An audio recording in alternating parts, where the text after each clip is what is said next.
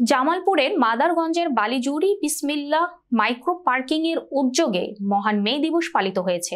বুধবার সকাল 10টায় micro parking প্রাঙ্গণে মে দিবস উপলক্ষে বর্ণাঢ্য র্যালি ও আলোচনা সভা অনুষ্ঠিত হয়।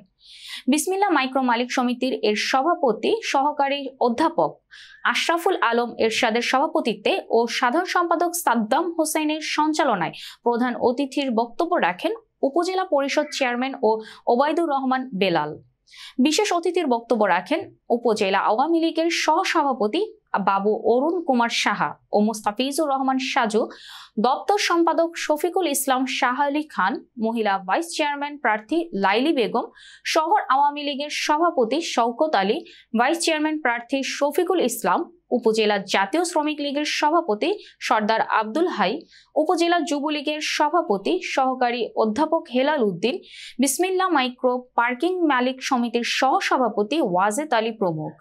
আলোচনার শেষে শ্রমিকদের অধিকার আদায়ের জন্য যারা জীবন দিয়েছেন তাদের মাগফিরাতের কামনায় দোয়া করা হয়।